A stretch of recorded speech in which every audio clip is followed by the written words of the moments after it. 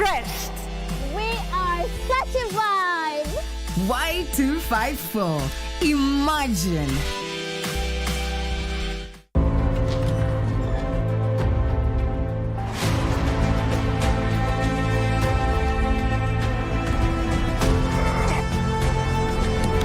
President, Dr. Chung got shot. Huh? Never asked anyone to cut corners, and I never will.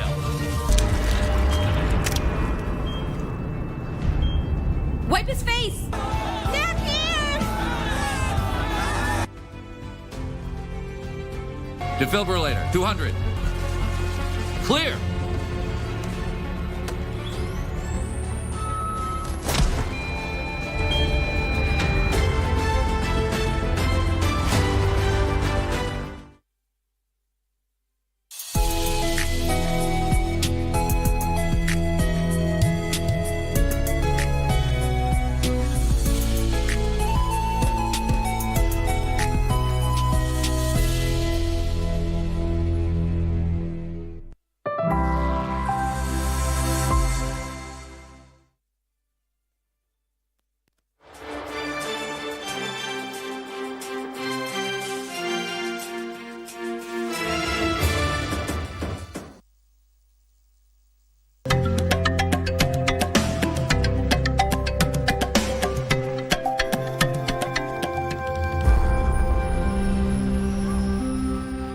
Shaba National Reserve spans approximately 250 square kilometers, characterized by rolling hills, acacia woodlands, and the meandering Ewasungiro River. The unique topography creates a striking contrast against the backdrop of the arid plains, offering a picturesque setting that is both serene and dramatic.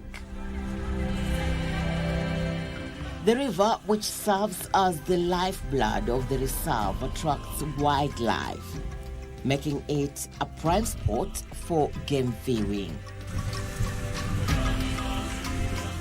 Shaba is known for its large populations of elephants, reticulated giraffes, and gravy zebras, some of the rarest animals in Africa.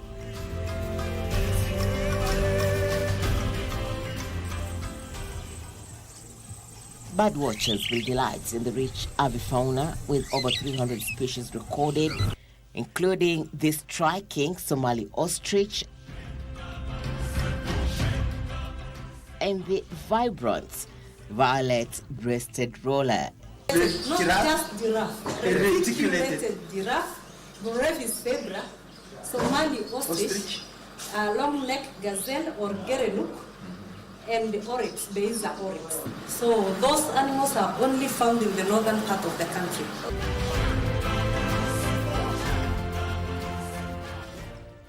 Beyond its natural beauty, Shaba National Reserve is steeped in cultural significance. The reserve is located near the traditional lands of the Samburu people, a semi-nomadic pastoralist community known for their vibrant customs and colorful attire. Visitors to Shaba have the unique opportunity to engage with the Samburu, learning about their way of life, traditions, and the symbiotic relationship they share with the land and its wildlife.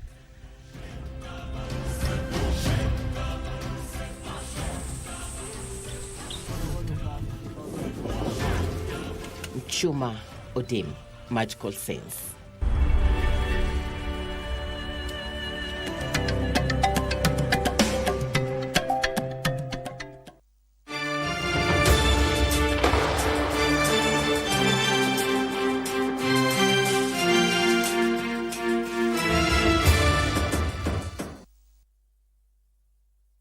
It is indeed the 7th day of January, this new year 2026. Happy New Year, still new. Welcome to KBC News Check. My name is Njue, and Lucy Mwaura will be my colleague on the sign language interpretation. And for the next 2 hours or so, we'll be setting the stage and, of course, having a clear picture on where the politics of this country are headed. And you bear me witness that for the last couple of days or even weeks, we have seen some of the charged politics and also sometimes volatile politics having even, we see even allies trading accusations against each other. Where are we heading? Remember, we only have 1 year to the general election, 1 year and a couple of months. But when it comes to Kenyan politics, our politics are a bit early and they have already started. And since the passing of Baba Raila Odinga in the year 2025, you bear me witness that the broad-based government, that is the UDA and ODM partnership, has since fundamentally shifted the political divide in the country and also created a unique and a very, very charged political environment. That is what we'll be dissecting on this second, let me say second, but my first edition of News Check for 2026. And as always, we would like your input. We are live, of course, from the broadcasting house here in the county of Nairobi and all our social media spaces, including our KBC digital app. Very well, we will begin with the national politics. We will be looking at also the cracks that we have seen in the ODM party, one of the oldest and the strongest party in the country in terms of democracy and politics as well. Allow me to rope in my panel of experts, beginning from my immediate left. He's not a new face here, one of our regular panelists. He's Sami Kipkemoi Meli. Karibu sana the program and Happy New Year. Happy New Year. Good to see you. Good to see you too. Yeah, we're hoping for a very, let's say, charged political environment. Yeah, you know, elections is just next year. Yeah. So it's just a doorstep away. Yeah, and actually people don't know that we should open up our politics about 3 months to the national election, but we will see how things are going on. Just next to him, we have Engineer Jackton Achieng Mwembe, who is a governance expert and also an honorary secretary at IEK, that is the Institution of Engineers of Kenya. Karibu sana, Bwana Mwembe. Thank you, Troy. Yeah, we are happy to be here. This year, are you going to transform from an engineer to a politician? Or you might. The field is so dynamic. Yeah. So we are looking forward. Good. And just next to him, we have also one of our regular panelists. Many thanks indeed for making time. We have Dr. Harun Isaac Hassan. Karibu sana, Doc. Asante sana, Ben. Thank you very much. Good to see you. Happy New Year. Yeah, the title is very essential. So yeah, yes. You shouldn't miss it. Because you don't get those titles just easily. Yeah, yes. True. Yeah, I think as we usher January, and you know, people Kenyans say January is Njue. All right. My producer, my director actually, Max, up there is telling me that we need to check the microphone, so apologies for that. But gentlemen, karibuni sana, good to see you. Good to see you. And I think, allow me to begin with the engineer. I know this is not politics, but it is in regards to the collapsed house building that collapsed a few days ago in regards to that house in South Sea. And I do remember even the CS, Geoffrey Rocco, talking about that the approvals for the building was supposed to be about 12 floors, and the owner has decided to go all the way to 16th floor. Engineer, I'm looking at that building. It's not the first time that we are hearing about a collapsed building, and we have been told that the approvals, these people had contravened the approvals. When it comes to enforcing, because after 12 floors, the moment that he decided to go to the 13th, to the 14th, you know, I believe that is where the law should have taken action. Yeah, Happy New Year. Happy New Year. We are happy to be back here. Yeah. And that incident is a very bad one, very unfortunate, that developers lose properties out of negligence, because that is what I would call it. And we presume that there were also consultants on that particular project, because a project of that magnitude cannot be run without proper professionals being engaged. And what I can be able to say is that in terms of enforcement of law in this country, I think there's a bit of laxity that has come from basically either the authorities and also negligence from professionals that have been engaged. That we can also apportion blame to the consultants that were engaged. That is if they were engaged to that particular level. Because once an approval has been done, it is done based on some basic scientific calculations that have been made and reviewed by the authorities. And therefore, when you go beyond the recommended heights for the buildings, then it should be picked, because in an urban setup like Nairobi, it is in zones, and we have localized, we have authorities within these particular zones. They can be able to pick out some of these issues immediately. They extend beyond the approval limits. And I think we just need proper enforcement of the law to ensure that there is total compliance to the approvals that we're having.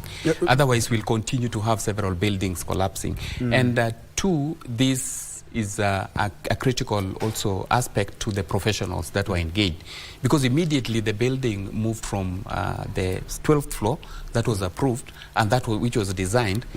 They were supposed to raise a red flag maybe to the authorities if the developer was insisting on continuing in the development.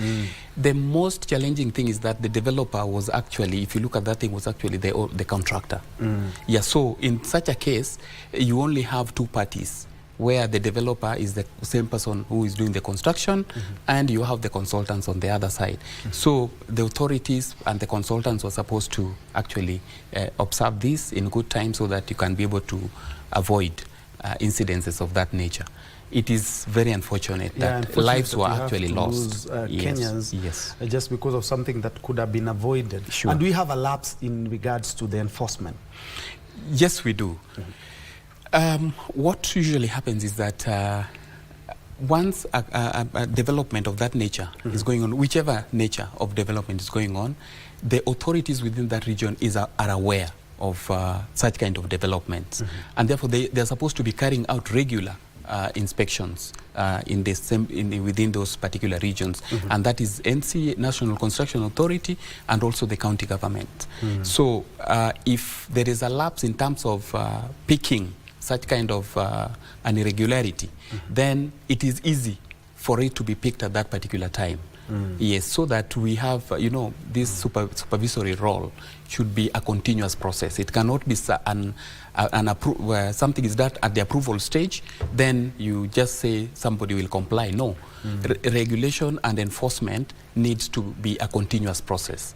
Yes. Thank you so much indeed for that, because News Check, we keep you afloat with all the latest happening, including developing. We are waiting for a comprehensive and thorough investigations into that, and of course we are waiting to see how that actually pans out, especially when it comes to court, because even the CS did mention that indeed they will be taking action against the owner of that building. Away from that, Daktari, we've already rectified your mic, and karibu sana to 2026. Asante sana. Happy New Year. Happy New Year. Yeah, I know it is a year full of joy, it's a year full of politics, it's a year full of dynamics, but we are being welcomed by two issues that are not very good. One is the disaster you have just talked about in South Sea. And as our engineer has rightfully put it, it is all about negligence, greed, and lack of value for human life. Because you realize that Kenyans do not respect the laws that value their dignity, their life, and even their way of living. You look at how buildings are coming in South Sea. Nobody follows the rules and regulations.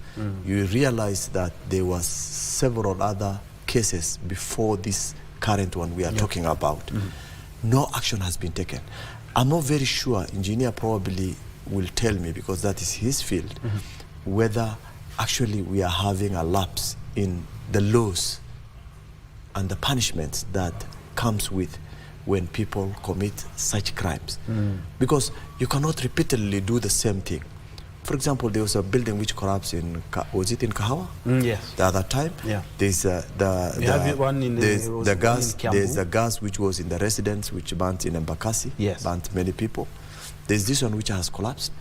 And when someone tells you that a building has collapsed because of negligence, because the building was approved for only 12 floors, but the contractor has taken it to 14th floor, there's something that is not right. What is that is not right? A contractor or a builder cannot just erect a building and raise it. There must be something between the county government, the National Construction Authority, and the contractor. And of course, corruption is the key thing, most likely that has played, and they were allowed to, or approved, they have been approved for, to add those buildings. A contractor will not just wake up and say, I was given 12 floors approval, let me add and steal some. Because these are not things you can steal under the carpet. These are things at the glaring of our eyes. Daylight, building is moving up. And engineers, both from the county, the National Construction Authority, have the responsibility to supervise that construction on daily basis. Meaning then, if they fail to do that, then the failure is not only with the contractor, it is with all that system that was involved. Do we then, what do we expect? We expect the government not to do a lot of investigation. This does not require a lot of investigation. Paperwork has been in place. Signatures are already there. If someone has failed to do his job, they should face the full force of the law. If that is not the case, then we will continue every other time talking in the national television. Press statements are being made. CSS, my friend Roku, has brought out a very clear thing. He's not the Minister for Construction or, he's the Minister for Public Service or Urban Development. He, out of his goodwill, he went there as a representative of this country, and he said, it's unfortunate that something like this is happening. But ministers are supposed to give out directives instructing National Police Service to make sure that they have arrested those people and their investigations are hastened and these people are taken to court. If this is not treated as an emergency, then Kenya do not value any life. And if you don't value your people's life, there's no need of us talking about a government that, in essence, does not want to enforce the law that has been put in place to punish these criminals. We must punish these criminals. Melly, maybe you can have a chunk of this discussion as we wrap this up, because just like Doc and Engineer have observed, is that it's not the first time that we've had a case of approvals, 12 floors, 10 floors, but somebody decides because of greed and corruption to just, get a few more floors so that you may get something else extra. This is not the first time. Our laws, if you do believe that we should have a relook at our laws, because it's not the first time that we're having this issue of a collapsed building. Yeah, I think first the condolences to those who, to the families of those who lost their lives. Number one, I'm a contractor and I know the procedures in which buildings are constructed. One, there must have been feasibility study of the area, because if you can go to South Sea, the construction zone at the moment, and there is a body that is in charge of supervising whatever is going on. Where is the National Construction Authority? We have seen construction going on, and even some are not approved. The 2, 3, 4, 5 floors, as my colleagues have said it, were not done overnight. For example, for one slab to dry up until so that you move to the next level, it needs a minimum of 21 to 28 days. So if they have gone up to an extra 4 floors, that tells you those are an extra 4 months of things happening. Not even 4 months. They should be more. They should be around 6 months. This building, if you look at the way it crumbled, the way like a pancakes type of, that tells you the columns were weak. the ratio of cement, if you can see even the machine, the way it's crushing them, the ratio of cement to ballast and every other thing was poorly done. And this is the case where Kenyans, sometimes you tell a Kenyan, this building will cost 100 million, and they'll tell you, I know a cheaper person, and they do it in 20 million. So I think it's a case of a cheaper person and a lack of enforcement. For example, in my neighborhood where I stay, there is a building that is actually on your mark set. It's just about to go because it was on your marks. We have reported the National Construction Authority. We have reported the Kiambu county government, but nothing is being done about that building. And it has shown clear cracks. They come, they take photos, they write, and they disappear. So the enforcement is the problem. At the same time, we have Kenyans who are willing to bribe even the law enforcement officers. Look at, for example, if the National Construction Authority put this, demonize that building, for example, you find the next day that writing, the red writings have been rubbed and the building is going on, or they continue constructing. So I think the National Construction Authority also should be given prosecutorial, they should even have their courts, the way the national, the county governments have their courts, where you are taken and you are prosecuted immediately. Otherwise, these cases must be, even this case could be dragging in court somewhere or in a certain file slipping somewhere. So we need, if we have to get to Singapore, we need to do away with such activities whereby we overlook even the neighborhood. I saw the other day when the Bomas was being constructed, the Royal Park Estate, the members of Royal Park went there, had a meeting with the people developing Bomas because they were concerned about what is going on. Did the community around there, because if we blame the government, sometimes it's our own negligence. We are the neighbors. We are the people living there. We are friends of those people who perhaps died there, and they had seen the weakness.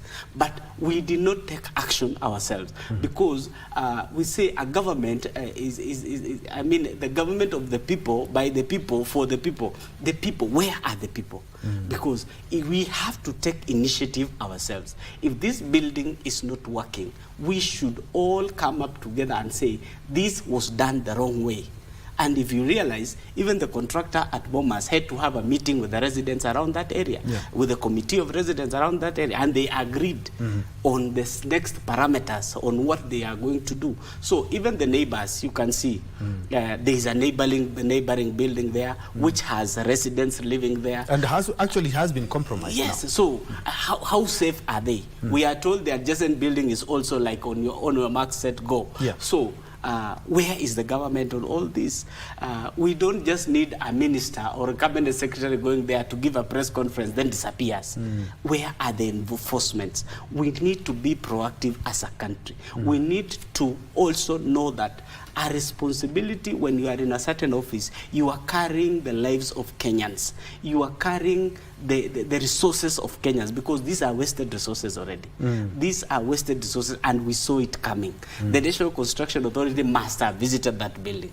The county government must have visited that building. And those officers perhaps left with some 6,000, 10,000, 50,000, 100,000 as a bribe. And these are the results. Yeah, I totally concur, because looking at what if that building, for example, was completed and, tenants, and then it collapsed, So it's something that we really need to urgently look at, because it's not the first, second, third, fourth, or even the sixth time that we have seen this happen. But away from that, we have had this clear our chest. Yes, my colleague has actually mentioned a number of issues that are really affecting this country.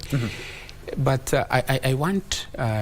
on top of this enforcement, I think we need to deal with criminals in this country, because development is not just, is not just anything that we can take for granted.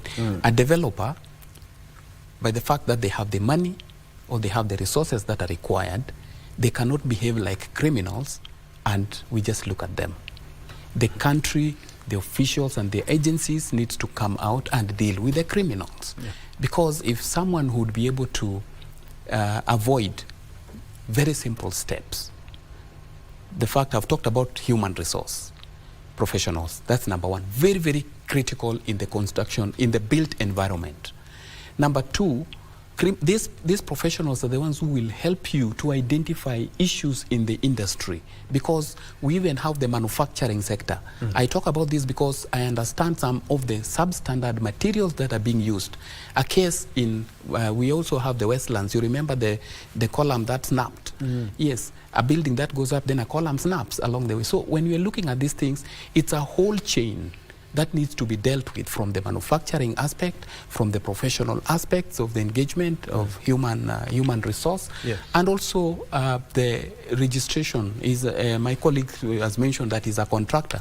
Do we have qualified contractors doing the work, and have these contractors engaged professionals to help them in terms of the execution of their works?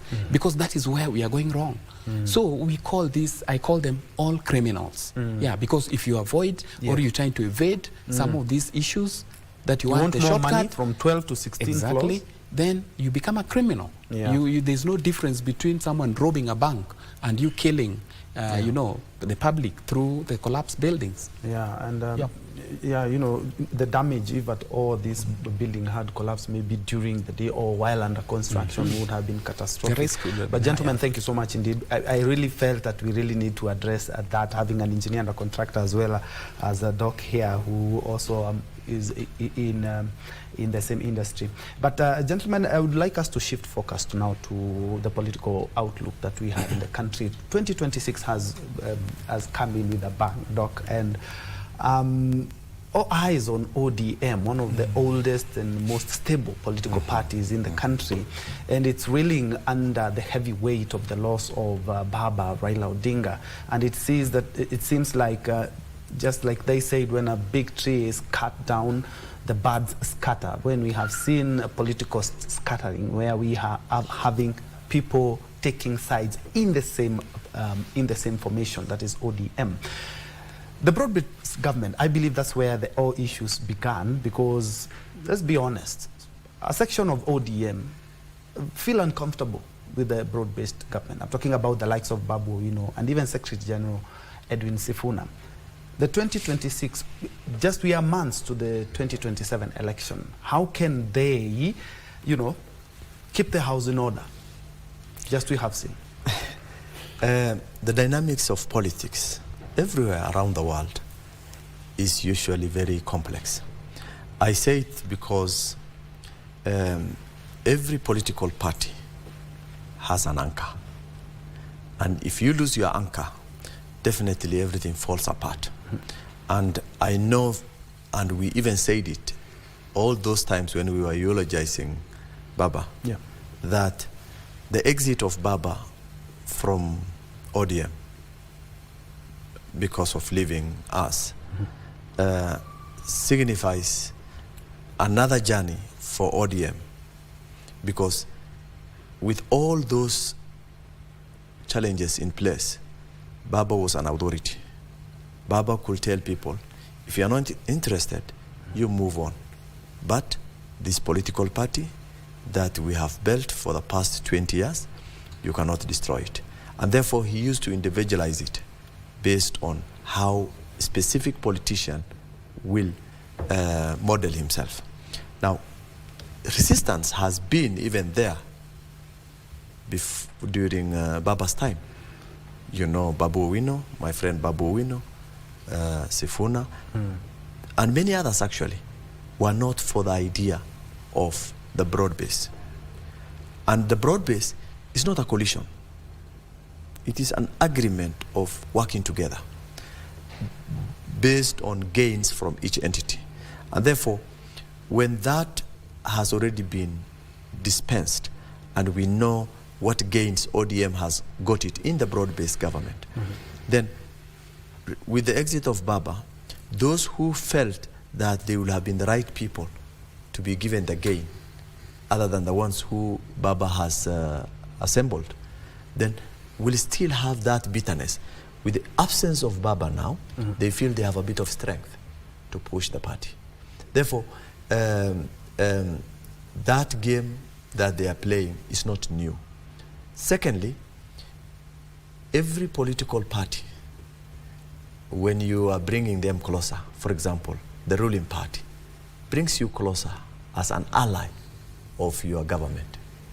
Ultimately, the aim is to destabilize that political party so that they join the government, and the government, the ruling party, gains stronger backyard of every corner of the country, where earlier on, when they came into power, they were not given that opportunity.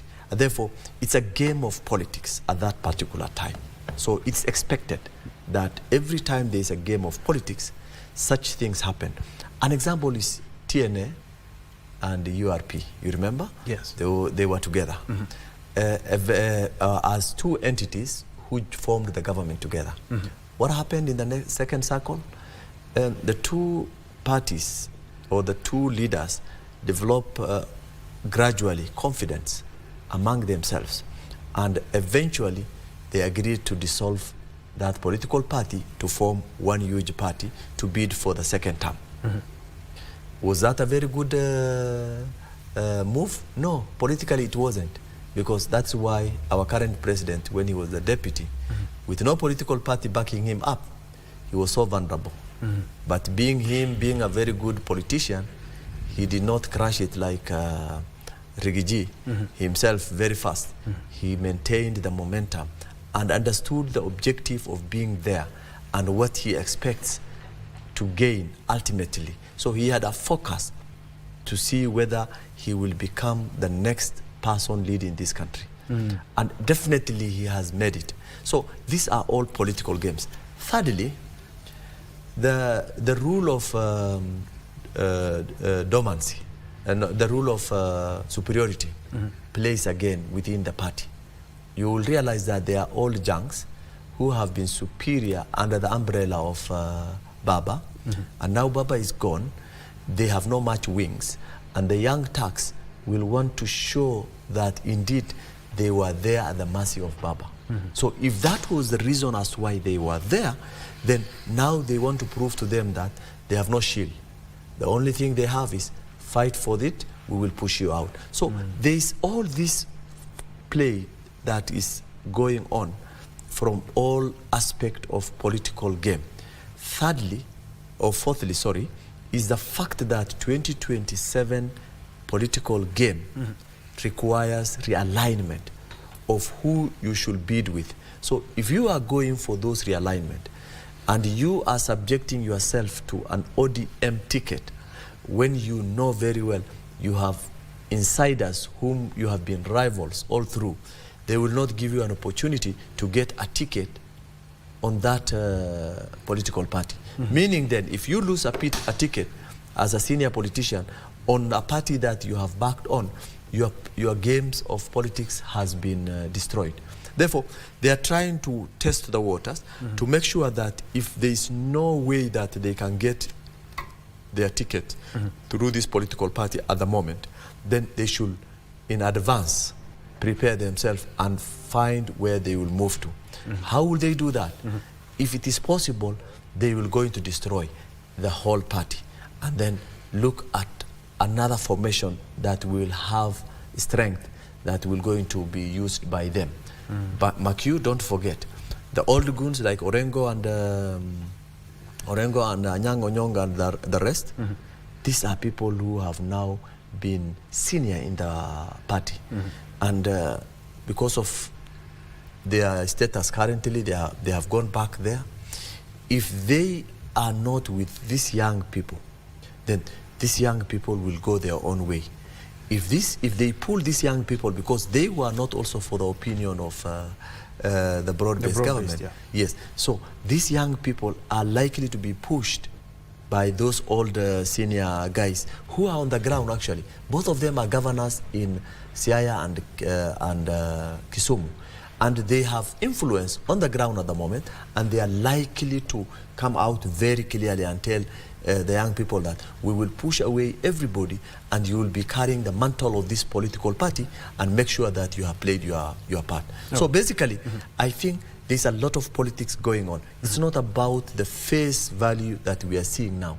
It is more into internal wrangles, but succession is the issue. All right. And my colleague Wycliffe Okech is in Kisumu, but we will be getting to him as soon as he is done preparing to have a feel of just how the politics there are going. But engineer, I'm looking at still the same broad-based arrangement, which was formed on the framework of a 10-point agenda, of which none has been implemented yet.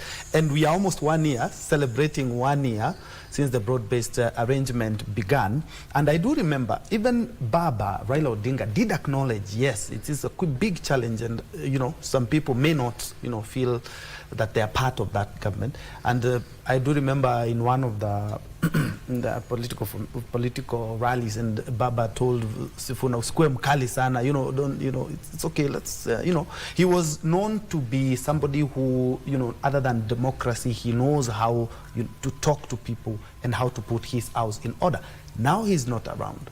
The broad-based government is still continuing. The 10-point agenda has not been accomplished yet.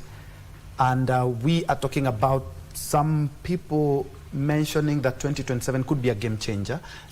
Broad-based government could continue past 2027, or broad-based government will end in 2027. How does the government and ODM ensure that they still remain relevant and their supporters still keep following and supporting them as we head to the 2027 general election? Thank you, Ben, for this. Let me say this.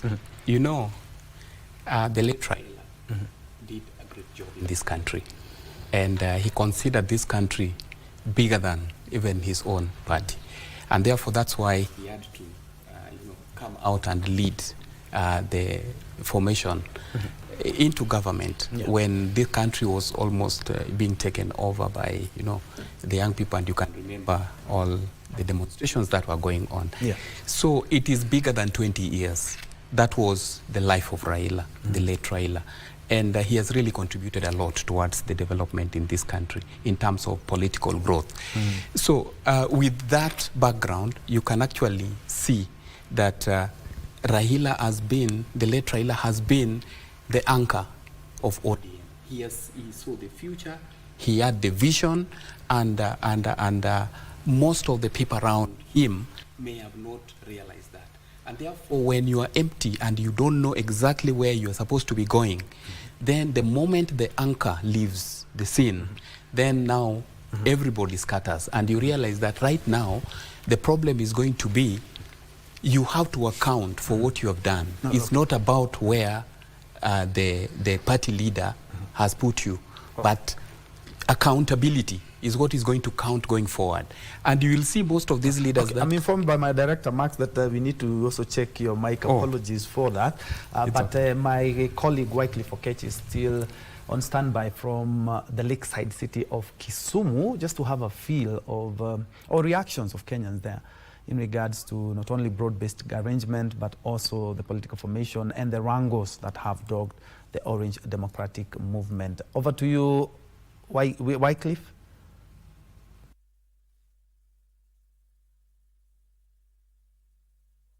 Much Ben, Troy, Njue, back in Nairobi. We are, of course, coming to our viewers live from the lakeside city of Kisumu this morning.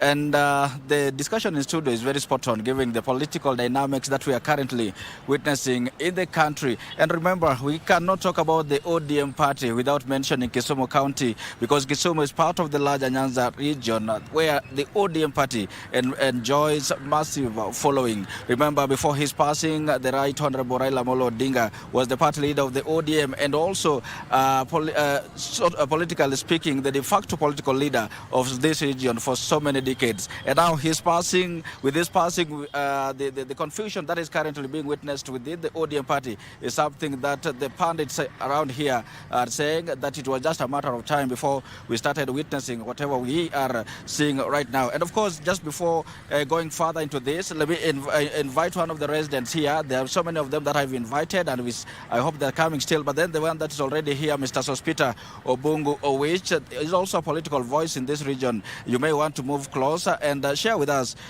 Just stand here, look into the camera, and speak to our viewers this morning.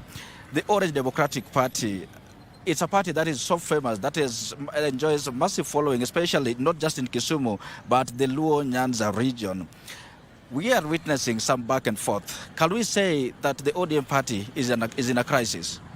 Okay, before I say anything about the ODM party, allow me to join the rest of the Kenyans in celebrating life of a well-lived person, a Democrat, a true servant of the people, a true defender of the people, and a human rights activist. That is His Excellency, the Right Honorable, the late Prime Minister of the Republic of Kenya, Raila Amolo Odinga. Today is his birthday, and we are celebrating him, though in his grave, but we still want to remember him for some of the good things that he did to us. Being the former party leader of ODM, we, the members of ODM party and this region of the Greater Nyanza, we still think about him and value him in the highest esteem, and we believe that God is with him, and God has put him into his eternal life. May God put his soul in the eternal life. Very well, very well. And then from where you sit, and do you believe the ODM party is facing a crisis, or it is just that the democratic nature of ODM that is manifesting? Okay, just to be very sincere, ODM is just like a home and a bigger house, of course. And in any home, a polygamous home, there must be differences or divergence in terms of opinion because you expect the children in that home not to behave the same way. So I equate that to ODM party. ODM is also the largest political party in Kenya. And it is a national party, of course, for that matter. And in that home, in ODM, being a democratic party, we don't expect everybody to read from the same angle. We expect people to speak their minds very freely, very independently, without an interference.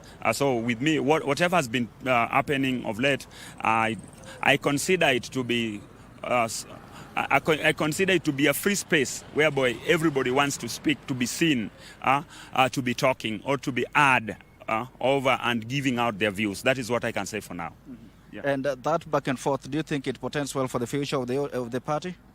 No, it is not creating anything good. The ODM party, through its current leadership, that is Dr. Oburu Odinga, who is now the party leader of ODM, should put his house to order. He should call everybody to order and people sit down, discuss and iron out the issues that are coming up.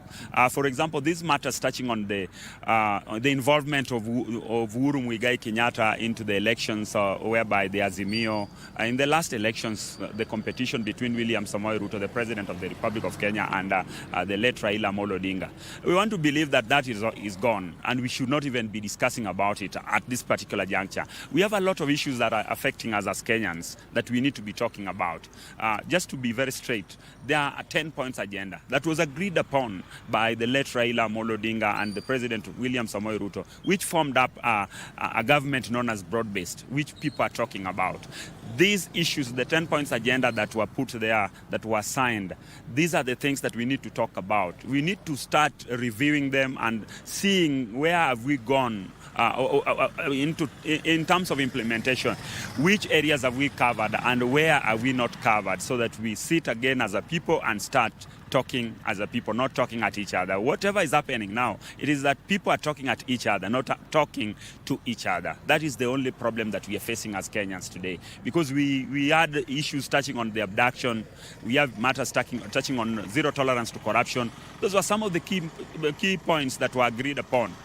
We have a matter touching on strengthening of devolution, strengthening of political parties, inclusivity in terms of job creation.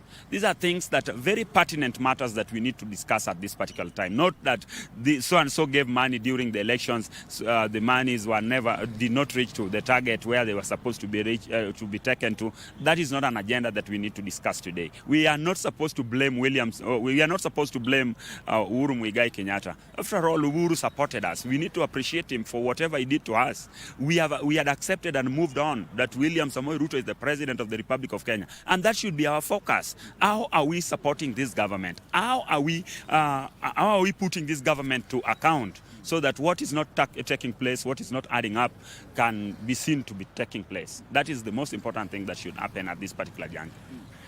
You mentioned that the leaders are talking at each other instead of talking to each other. Does that mean the Orange Party is losing its ideals? Because for the longest time, ODM has been known to be siding with the Wananchi, and now the leaders starting to talk at each other instead of talking to each other. Would you say that the Orange Party is now losing part of its ideals? Yes, of course. That is why we are worried, and we are saying the party should be put to order. Oburu Odinga, the party leader, should bring people back on the table so that people can talk about the agendas that are affecting us as Kenyans. That is what is supposed to be taking place.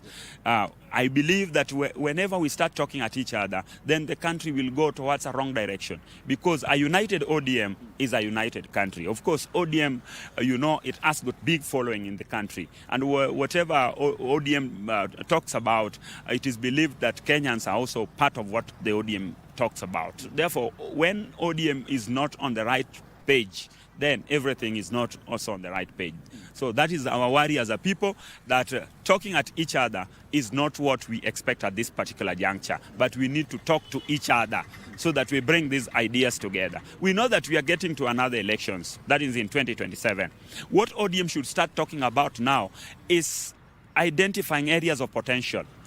What do we want in terms of negotiations? What are we going to negotiate about with President William Samoei Ruto? Because all of us, we have agreed that Baba left us in broad-based, and Baba is not there. So he will not speak again. He will not talk to us again. He will not give us a direction. It is us now to talk about ourselves and agreeing on what key areas and good things that we want in terms of positivity coming 2027. So those are some of the things that we need to start sitting in terms of sharing the national cake.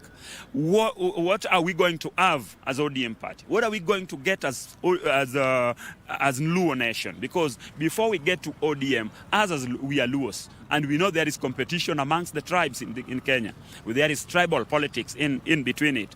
Which is unfortunate. Which is unfortunate, that should not be there. But when it gets to politics, interest is also matters a lot. Therefore, as Luos, we also need to be on that table. Therefore, when we are negotiating as ODM party, we say ODM is a national party. Therefore, what are the good things that have been set aside for ODM? That is what we need to start talking about at this particular time. And Obungo, you will agree with me that it is the broad-based arrangement that is creating some of the back and forth that we are witnessing within the Orange Party. As a resident of Kisumu, as a political voice in this particular county, would you want ODM to stay in broad-based beyond 2027, or it stays there beyond, just within the period that Raila Amolo Odinga mentioned? You know, us in this region, we did not vote for this government, but we were put into this government with the blessings and the goodwill from the late Raila Amolo Odinga. So we believe that we are still in this government, and we are going to still support this government as so long as the government portrays and demonstrates that it is working with us as a community. And we don't have any demands about that. Two, we are supporting this government not because we are forced to support it, but we are supporting it because it has demonstrated that it is ready to work with us on this side of the Luo Nyanza. For example, in Kisumu, there are some good things that we are seeing out of this government that were never done to us in the previous government. And that is why we believe that we need to work closer with William Samoei Ruto. And if I get that opportunity to explain some of the good things that William Samoei Ruto has done to us, we'll be able to explain it. Yeah, we'll create another platform for that. And ODM has been largely negotiating some of the development projects for this region here. And now the back and forth that we are witnessing, like you've mentioned, doesn't really portend well for the future of the party. What do you think is the way out? Do you believe in the party, are you confident enough in the party structures to bring the matter into order? A people united can never be defeated. Therefore, it means whenever we come together, we talk together, we agree on matters, then there is nothing that can happen on a very wrong way. Therefore, mine is just to still urge the party through its leadership, Oburu Odinga, to convene the central committee meeting as quick as possible. So that people can start talking about the areas that we are not getting so well, so that we agree on a mutual basis on what we want to, which way we want to go, or which road, which journey we want to travel together as a people. That is most important. But if we leave things as it is today, then I can tell you, even the ODM party is going to tear apart. ODM party is going to be a Luo party, because the push, the back and forth that is within the party itself, it is about remove so and so, remove so and so. Baba left the party united.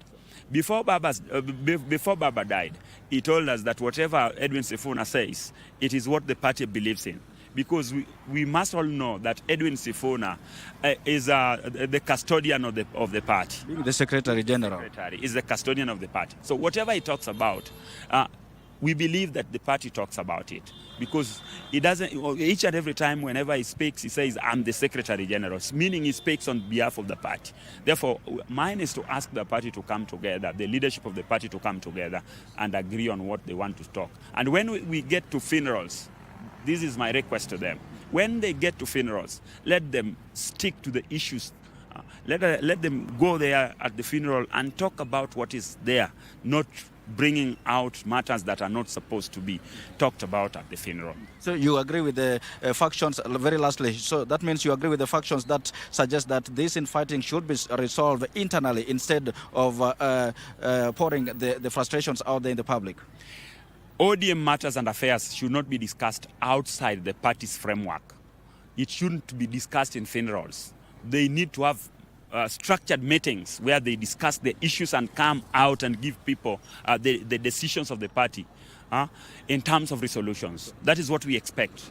Not arguing in funerals, because when you debate about party agendas in the funerals, then you expect people who are non-members of the party to talk what?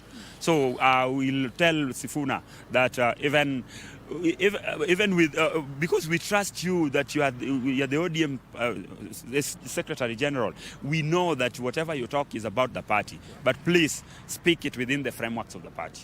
Yeah. Thank you so much, Obungo. Troy, that is just one voice from the lakeside city of Kisumu, of course, and the ODM party, as it is now, like you've heard from the gentleman here, he says that the party structures should be empowered enough actually to resolve the current back and forth that we are witnessing within the party. It is an ideal discussion right in studio, and of course we'll be able to speak with other residents from this particular region to get to understand what they think about the current sort of back and forth that we're witnessing. But for now, Troy, let me hand it back to you in studio so that you can continue the discussion on the other end. Wycliffe for Catch live from Kisumu. They're engaging one of the political voices there. And gentlemen, we were listening to that gentleman, and it's like he took some of the words that we have been speaking about right here a few minutes ago when he talked about what was agreed. You know, in any agreement, they have to be, you know, everybody has to give his or her bit. So there was the 10-point agenda, and Engineer, he has indeed mentioned that we really need to see whatever was agreed being implemented, and also mentioning that the disgruntledness in the party should be sorted out internally, not at funerals and at public barazas. Thank you, Troy. This put together is about governance. So you realize that the current state of ODM, the wrangles has moved them from looking at the structures that they're having and dealing with the issues that they're having within the party, so that they can be able to politicize party issues. So when you have structures within, you know, like within a party, you need to call together the parties involved, have proper engagement, then the resolution that you come out with, that is what the late Raila, Honorable Raila, used to do, that he calls his team together so that they can be able to make a resolution, then they speak with one voice. But in a case that we are seeing today, I think we need to actually look at the people themselves, the leaders that we are having. You know, the party is as good as the leader. So if we separate those two things, then we realize that a party leader or a leader, not just the ODM, any other, will politicize the whole process and leave the party hanging without direction. So I think in this case, Honorable Oburu needs to come, Dr. Oburu needs to come out strongly and stand firm and give direction to the position of the party towards the wrangles that are ongoing, so that they can be able to move forward. Otherwise, it's a very critical year, 2026. Then this year is going to define what is going to happen in 2027. And therefore, I believe and I agree with the speaker there that we have to be bold enough. We've been left in the broad-based government. That was based on a framework which was signed. That has to be implemented because it is for the people. That is what the late Raila wanted, that the people of Kenya are all brought on board so that they can be able to work together with this government. So that is exactly what Honorable Oburu, Dr. Oburu, needs to push for, and the party members need to push for the same. The issue of inclusivity is very important because when you start seeing youths, young people, young legislators like Honorable Babu, Owino and the rest fighting for a position, it tells you they are being pushed out and they are being left out of decision making. And that, as a leader of a party like ODM, needs the leader, that's Honorable Dr. Oburu, needs to come out strongly and bring them back to the fold so that they can speak the same language. They can be able to see how they can be engaged in the whole process of the implementation of the 10-point agenda and engaging the government, you know. So I'm looking at it from that broader perspective and from the leadership perspective and from the governance perspective, that all these things needs to be put together so that as a leader, you come out strong. Sometimes you may not be able to please everybody, but you need to, whichever way, speak out and give direction. Yes, let me pick from where Mwembe has before you give it to my friend, you know, when something comes up, it is good to mention it very quickly. I think we are mixing two things. The wrangle between actually, the wrangle within ODM, we'll be looking at in the second hour. And the broad-based Yes. Actually, the broad-based has nothing to do with ODM. Yes. The broad-based, the dispensation was between the late Raila Amolo Odinga and His Excellency William Samoei Ruto. And how it will be implemented, they were not chosen to be the supervisors of that, to make sure that this is implemented. There are systems that has been put in place that governs that process. But I believe even if the president decides that the 10-point agenda have to be actualized, they will. Yes, but there's no goodwill in that. They don't consult. It's not necessarily. It's not. It does not necessarily translate that this should be consulted ODM members or officials. No. The broad-based government has its own way of dispensation between the two principles. The ODM party's wrangle is totally a different ballgame. Why am I saying that? It's because these are wrangles within the political party where the leader of that political party has exited and now people feel a vacuum, or others feel, as engineer has mentioned, the young people feel like they are not accommodated the way Baba used to accommodate them. And therefore, let's not mix, because we don't negotiate on it. Secondly, the issue of the two-term or election, whether ODM will going to work with UDA for 2027 elections or not, that also is not part of the current wrangles that is going on. Whether ODM joins UDA or not, Ruto will remain the second-term president. He will finish his term. We are not negotiating on that, as from the northern region. It's something not, it's an non-negotiable thing. But the point is, it is not time to discuss on which political party will go into form a coalition with the ruling party. That will be the leader of the ruling party, who will going to find out the viability of individual political parties and pull it to his side based on what benefits that they are going to share as a political party. And therefore, let's not mix that. The wrangles of ODM should not come into our broad-based government. And the good thing is that I've said that we will be looking at the strained relations between the ODM members on this coming hour. But for now, we are discussing the broad-based arrangement. Of course, we are looking at since 7th of March 2025. There haven't been a lot that has happened. And it was the foundation, I mentioned it was the foundation of the broad-based arrangement, was the 10-point agenda. Do you believe there's goodwill to implement that? Because March 7th, we are almost a year to celebrate the broad-based arrangement anniversary. But we haven't seen anything not even one of the 10-point agenda has been implemented. Do you believe there's still goodwill? And do you still believe there is enough time to do that in the wake of the 2027 general election? I think first I want to say happy birthday, Baba, posthumously. This was this day we used to cut cake and enjoy and send messages. Unfortunately, he is dancing with the gods and the spirits of Ramogi up there. Now, the 10-point agenda, I have always looked at them myself, and it reflects just the 18 chapters of the Constitution. There is nothing new in that. It is all about fully implementation of the 2010 Constitution. Its implementation is subject to where you stand. If you stand in the opposition, nothing has been done. If you stand in the government, something has been done. If you are there in between, you are just confused.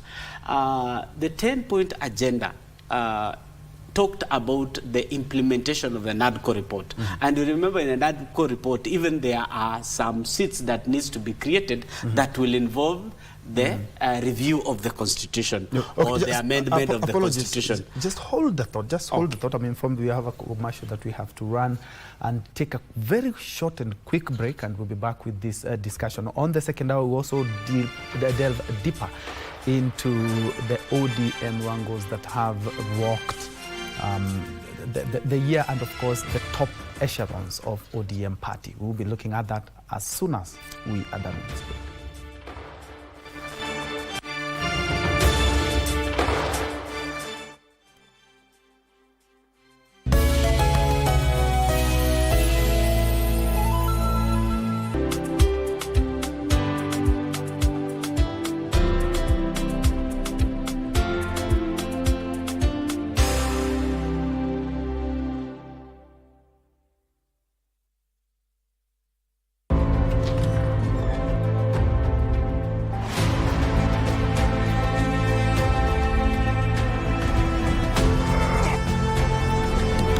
President, Dr. Njue got shot.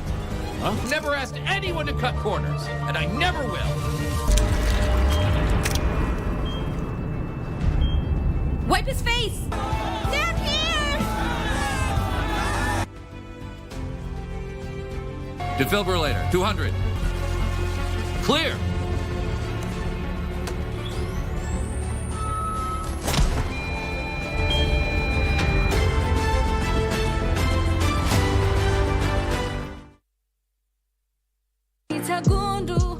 Mbona unatoa bandage? Madhiano ananikanta didi the next minute.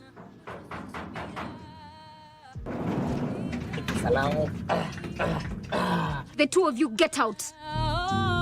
Tupitie kesho usi. Unajua nafaa niende nishughulikie mokoro wangu. Wapi failure number 1? Amesema hataki. Malipo ni mazuri. Mbona unakaa uko deep in thoughts? Ni historia ya daddy inanipatia stress. Imekuwa too late. Twende, you are a man. Ulifikiria juu ya ofa yangu? Mimi sioni nikipiga hii mboka. Mali hii imetoka kuna nyingi sana. Kama Wananiita gundu wakita.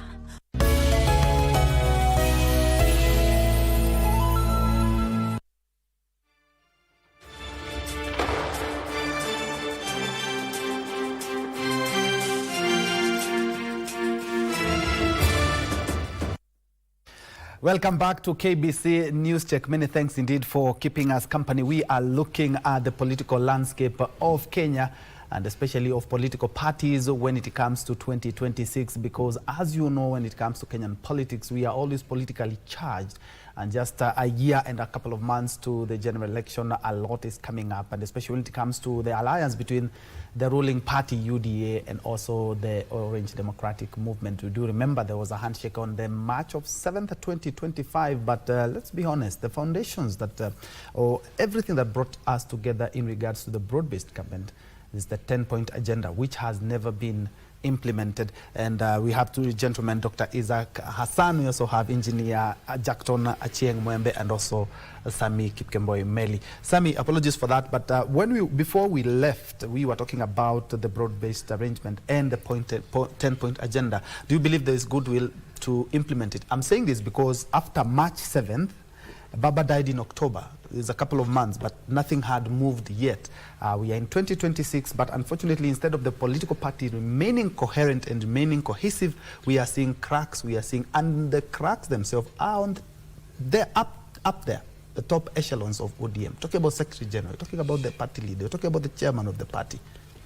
Yeah, you cut my thought there that before we went for the commercial break is that the 10-point agenda that had been agreed on the broad-based government is was actually fully based on the full implementation of the Constitution, apart from the NADCO report, which touched on a few amendments of the Constitution. But you have seen the same resistance, because in the NADCO report there was the creation of the Prime Minister's position, which will need a constitutional review or amendment. There was the inclusivity in budgetary allocations and public appointments. You have seen even the advert on the roads from Kera and Kura and Kena the other day. All the roads all over the country, at least every county has got a share of it. So that tells you that the NADCO, the broad-based government agreement is being implemented. The fight against corruption, perhaps that is where there is a challenge. Just to cut you, but yes, in terms of development, you shouldn't be having something arranged so that people may get development. Development is enshrined in the Constitution. Everybody should get equal development when it comes to development. We shouldn't have to sign something so that we may get development on part A, part B, in county A, But you see, the government is an institution in itself, and it works with structures. It works with a consultation, because the Constitution of 2010 Constitution does even talks about public participation, and that is why you would see the president calling the marginalized communities to discuss some of the issues. The president may not know some of the issues that are facing them. He could even be sitting on the high table thinking that everything is okay, only to find that nobody gives him that report. And when we go to different departments of government, there are volumes and volumes of reports which cannot be read all through by the president. You see, the president is a busy person. He has so many other things to do. So if he gets it one-on-one, like the other day I saw him in State House Eldoret, meeting the Trans Nzoia County Assembly members, discussing the issues of Trans Nzoia. You have seen him calling even some communities from the farthest part of the country to discuss what is there, so that he understands from the word go what is ailing this other part. Otherwise, if we go the other way around, whereby the president was just sitting in State House doing his thing, sometimes you don't hear about him for a week or months, and then he comes out with a speech. You see, our president is proactive, and for this reason, the NADCO report will not be implemented without consultation with the people, without consulting and knowing which is the most urgent road. I can come and construct a road and realize that actually that was not the one carrying the largest volume of people. You see, but I have constructed a road, isn't it? There are regions, even Daktari can tell you that some constituencies, was it Ijara or which one, Mandera, that I had never seen a tarmac road. My own constituency, yes. Mandera West. Yes. It is when our children who are born there come to Nairobi, they start touring like a tourist to see what this black thing is on the road. Tarmac. Yes. And this is 3 years of independence. So, yes, we do not have basic water in our own area. People are now tracking water from 100 kilometers into Mandera West. Now, so there are crises. The dams that had stalled during Uhuru Kenyatta's regime have already taken off, and the contractors are on site, and some are even coming to completion. So if you talk about the broad-based government, I think we are narrowing it with ODM, UDA issues. A broad-based government, remember, Raila Odinga did not just represent ODM. He represented even some of us who are members of UDA, but we adored Baba. Are we together? So since his death, you realize these people, the remaining part of the team, would want to go back with a new agreement. If you hear this noise, they are thinking of a way of coming up with a new agreement on how to work together with President William Ruto without the previous agreement, because right now President William Ruto has been left with the cake alone. The other principle is not there. So they are trying to position themselves. Even if you see Sifuna, he wants to position himself to come to the negotiation table. If you see a radical son in the family meetings and one son is being radical, he's just getting the attention of the father. And at the end of the day, for that family to stand, the father will call aside that son. And at the end of the day, you start hearing him nodding even to some things that are not making sense that are there. So the broad-based government, perhaps whatever they'd agreed with Baba can no longer be implemented until there is a new agreement. Because the members who are there, remember, there are people on the dinner table that are already eating. Yes, but there are others who are having a problem. Yes, but are having a problem with the eating. The best way to have honored Baba would have been to implement what we agreed and signed on March of 7th, 2025. But nothing has been implemented. I think there was even the audit of public debt. There was a committee that was set up. That was supposed to be set up. Actually, the committee is going on. Remember, I do remember the president said that as soon as the Gen Z protests started, and he said that we have in the next 3 months we will have an audit of our debt, know where the money has gone, and if there are projects that have not, benefited from that, we will follow that money. If it's in Kenyans' pockets, anybody with that money will have to refund that money. But we cannot comfortably and authoritatively say that this is our current debt, this has been used for A, B, C, D, this is where our money is, this is where we have lost our money. But I think when a committee is set, you give it time and you wait for their report. Remember, he said... But they were never given timelines. Yeah. They were never given timelines. Just like in 3 months. Yes. So if that committee... I think if we give the broad-based government time to work, at the same time not jeopardize the whole thing. Remember again, there were people who challenged the same thing in court. There are other ongoing court cases. So if you go to look at this, it is just calling for full implementation of the Constitution. You hear the last point was about stoppage of abductions, which actually has reduced. So far, abductions have reduced. Yes. Unless you know somebody was abducted last night that I don't know, but or in the last 2-3 months. These abductions come when there is something. When the Gen Z started advocating for governance, they wanted the finance bill dropped, there were abductions. Same last year, the same thing happened when Gen Z started protesting. We had the case of Ojwang, we had the case of the 1-year anniversary of the Gen Z protest. They were abducted. You see, Bentroy, you are living in the old good times, the old times. Let's focus ahead. Okay. What has happened since Baba left? For example, let's assume Baba passed on in October. Has anything in the contrary happened? For example, are there abductions going on? You haven't had any... Yes, so at least there's something being implemented, unless you wanted to see a situation whereby abductors are being sought, which again, it becomes an ambiguous thing. If you put timelines, so, the arrangement was on 7th of March. There were so many Gen Zs that were abducted when we had the protest in June. So you see again, you don't live in the past. Let's live going forward. All right, has anything changed? Perhaps the systems had not been put in place. Now the systems are working. The systems are taking off. Yes. But you see, if you agree on something, and perhaps this thing needs, for example, an attitudinal change, a new structure put in place. For example, I talked about the NADCO report. The NADCO report needed some other adjustments in government, which again needs us to do a constitutional amendment. Are we together? So if we go by what we have right now, the noise you hear is actually healthy. We heard this noise even when Jaramogi Oginga Odinga passed on, and he left Ford Kenya. Ford Kenya was a very serious political party at that time. You had Michael Kijana wa Malwa fighting with Raila Odinga on who to control the party. But I know that will come to discuss. It happens even in a home where a father passes on. There is always wrangles among the sons, among the siblings. At the end of the day, one of them will emerge as a leader among them and give guidance. So Right now, I think the president is having a field show for himself.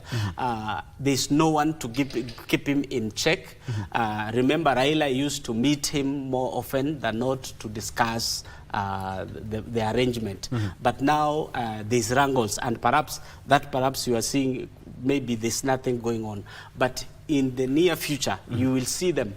ODM will have a national delegates conference, committee, and agree on the way forward, because this is ODM, the same party that is supposed to get to help us in the implementation of the broad-based government 10-point agenda, is already in wrangles, and therefore the other side is waiting. And as it waits, it has to continue implementing perhaps whatever was agreed on. Yes. Yeah, but there's something you wanted to add on that. And as still on it, I'm looking at ODM, the wrangles that we have seen. Yes. I do remember, if it's democracy, I will say that Baba was a real champion of democracy. You do remember these wrangles have not started now. And in one of the meetings, he told Sifuna, "Usikue mkali sana." That was his exact word. But he said it's democracy. Yeah, but after he has passed on, we have seen that the wrangles have continued. We have seen the now leader of ODM, his brother Oburu, say that if at all the ODM party will field a candidate, then it will be him, and anybody else is daydreaming, and anybody else who feel aggrieved can exit the party. This is not democracy. Ben, you know, I mentioned about leadership. Yes. And the reason why I was coming up with that is because a leader should be able to give direction, because they carry the biggest vision, the bigger vision. Yeah. So Raila had the bigger vision for the party and for the country. And when the 10-point agenda also came in, he knew exactly what was needed in this country to bring peace and to bring it back so that it can be able to grow economically. So with the exit now, the death of Raila, it has really cost a lot to the country, not just to the party, because now that vision is not being implemented, because of those are the kind of, like, I would call them probably, a bit of careless words, that it doesn't give people room to negotiate so that they can have a position in terms of what they want to do. Look at it this way. The implementation of the 10-point agenda, it has somehow hit a snag. And I want to say that because not everything that was written has been implemented. So we can be able to find the percentage that has been 10, 20%. You know, when you are performing at that level, we would say it's underperforming. So probably those are the things that are creating a lot of chaos. Yes. And you see, when we have a government or a coalition where there are so many issues that have not been resolved, meaning you are still exposed. The risks are so high. Most of the things that were supposed to be done have not been done. So the best way to go about this is not to wait for the other party, is to call upon the other team so that they can come to the table and discuss with them how can we be able to resolve this and how can we be able to move forward. Because that moving forward is the most important thing. You were telling my colleague that you are telling Troy that he was living in the past. Yes, that past is important so that it defines the future. The question is, how are we bringing these things? Because the common man wants to hear employment. You know, where is the employment? The government has created frameworks and development programs that are creating, to create jobs, with the intention of creating jobs. Are we really feeling this on the ground? Are people being employed? Through affordable housing, we have also the infrastructure projects that are coming up. Are people getting employed? That needs to come out. We are talking about healthcare. You know, are we having, fatalities being reduced in the hospitals in terms of the disease loads and all that? What are we seeing on the ground? Because that we need actually to see the results, well, that can be felt by the citizens. So for me, I'm looking at a government that is probably willing but unable to implement. there is a thin line between those two. That yes, the framework is there, but implementation is the problem. So that you can actually, by this time, we should have done almost 80% of the things that are there. But we are still underperforming, and we need to relook at it in a way that we can be able to jumpstart this process again and move forward. Actually, my colleague, Dr. here said that the wrangles in ODM should not and are not part of the coalition. That is true. The reason being the implementation of the 10-point agenda should not be affected by the wrangles in ODM. That's why I expect performance to be at this time at another level. Yeah. All right? Despite the wrangles that are there, this was a broad-based arrangement. It's exactly. So we expect the government, who is actually the implementer of most of these agenda items, to proceed and give an account of where we are, what plans do we have before we get to the next general election. I think, Ben, before we go very far, I wanted to add some few issues in regards to what engineer has just mentioned on my other colleague. I think it is clear that the wrangle of ODM and the broad-based government are totally two different things. That one is something we should know. But my question comes, Ben, we are talking about the 10-point agenda discussed during the agreement between Baba, not ODM, between the agreement Baba and the president. But it was his capacity as the ODM. No, yes, it is. But actually, in that agreement, we have not seen anything indicating ODM party has agreed with no.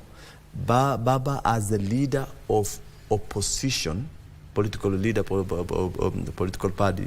No, I think it's in his capacity as ODM. Reason being, if it's his capacity as the leader of opposition, we would have seen some ministers from Wiper. We should have seen some ministers from other Baba historically, no.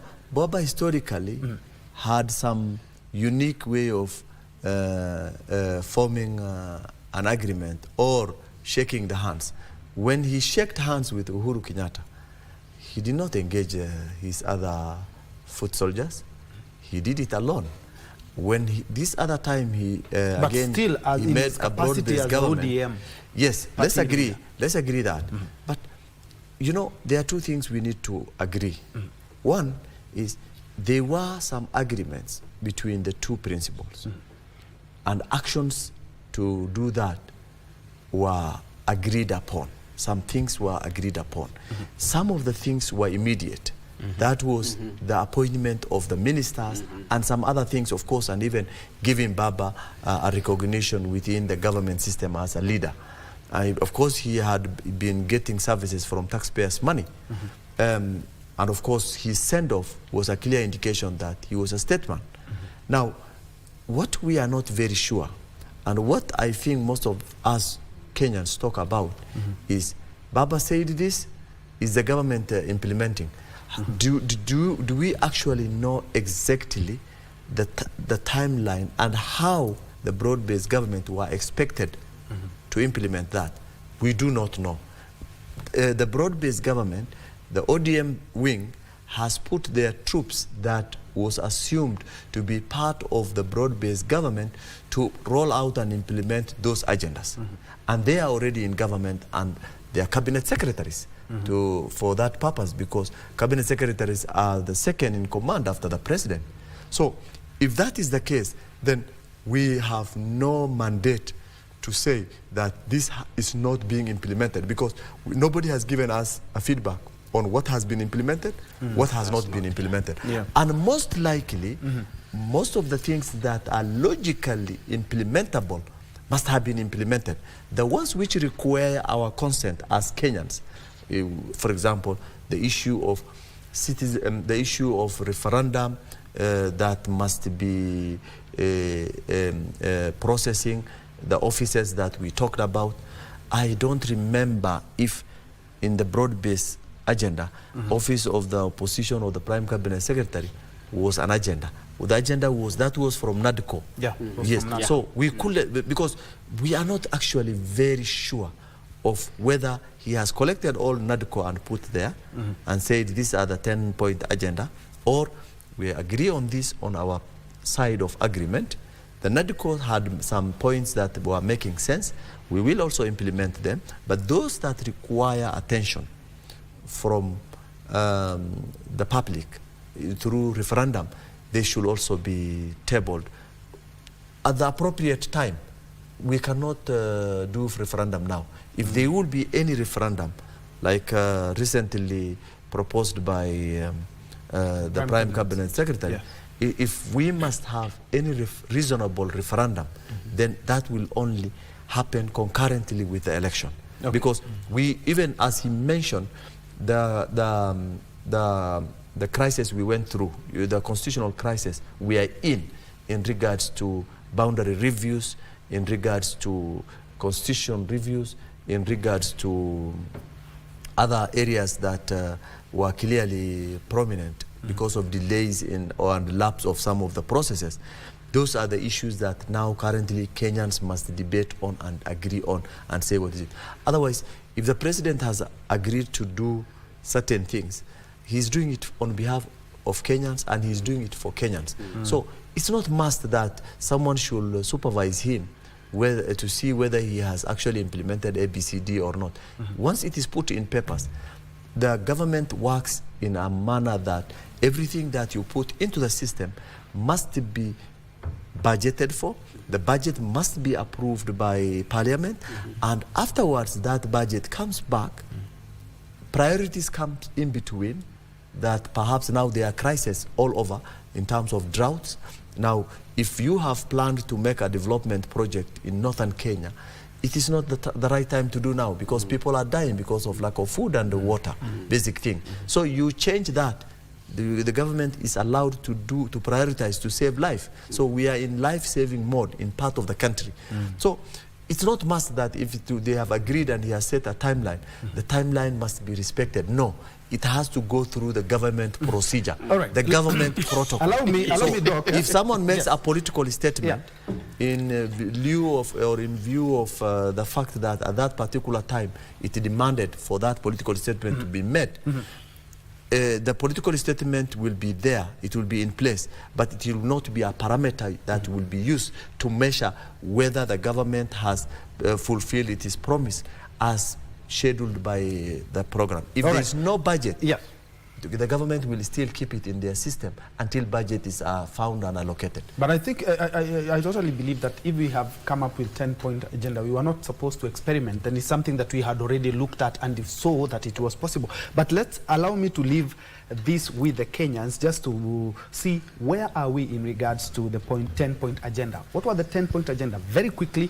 full implementation of the NADCO report addressed issues raised by the National Dialogue Committee, and among them you do remember the Prime Minister position, a leader of official opposition, but that would have required a referendum. Do we have time for that? No. Let me just leave it at that. 2 was inclusivity in public life, that is ensure equal opportunities and representation of all Kenyans. Have we had that? Yes. In some positions of CSAs, PSAs, yes. In other positions, yes as well.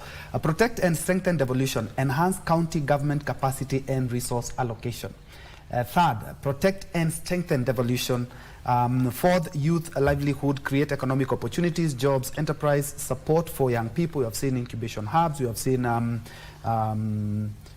markets being opened. We've seen opportunities both in Kenya and outside. Yes, Nyota as well. Yes. The 6th one is, the 5th one, leadership and integrity. Promote ethical governance and curb official extravagance. Well, right to yes, actually a lot has been done, but definitely you see EACC of late are coming up with quite a number of reports in regards to people who have looted and the possession of. But I know the point. I know the point is looking at issues of government expenditures and their wastage. Yes. So official extravagant. Yeah. But Auditor General has reported quite a number and signaled quite a number of misuse. Yes. But again, that happens always whenever this closer to financial year. And that's why you see most of the time. So it's good to say, and it's good to say that to tell Kenyans that is still work in progress. No, and again, work in progress. I totally agree with you. When you talk about opulence, remember it's budgeted. Yes. No money is spent outside the budget. Exactly. Yes, so it's budgeted. That means the parliament approved for that expenditure. Yeah. So when you're talking about opulence, it's parliament that has approved opulence. No. I don't want to agree with this. Yes. Because a budget is a budget, and we leave it as a budget. Then we have to get value for money. Once the budget has been put, there must be value for money. We don't bring on board things that are worth 2 shillings, then we say we budgeted for 10 shillings, so we have to spend 10 shillings. So there must be value for money. That's what basically I'm saying. There is a new system called EGP. It actually shows kama ni kalamu, it is 10 shillings, 10 shillings in Let's be very honest. When it comes to official extravagance, work to be done. 6, right to peaceful assembly. That is to safeguard the Constitution. Yes. Constitutional right to protest and demonstrate. Right to peaceful assembly. I'm talking about something that we did. We did see the president and the leader of ODM, Raila Odinga, sign up to. But right to peaceful assembly. We had protests in June. But have you seen other protests that have come up? Doctors are camping every other day. CEOs are camping at parliament, and no one is interfering with them. Doctors have been protesting, teachers have been protesting, and they have been largely peaceful. We're talking about political ones, or the ones that are involving Gen Z. They are all political. As long as you have to protest is political. There's a big difference between doctors' strike and Gen Z protesting in town. that I can attest to. That is number 6. Number 7, national debt management. Develop sustainable solution to manage the public debt burden. Let's be very honest. When it comes to the public debt, we have a long way to go. I know a task force that was established by the president. Yes. It's currently in court, and they've not started any work. And I know that's also an issue that needs to be dealt with.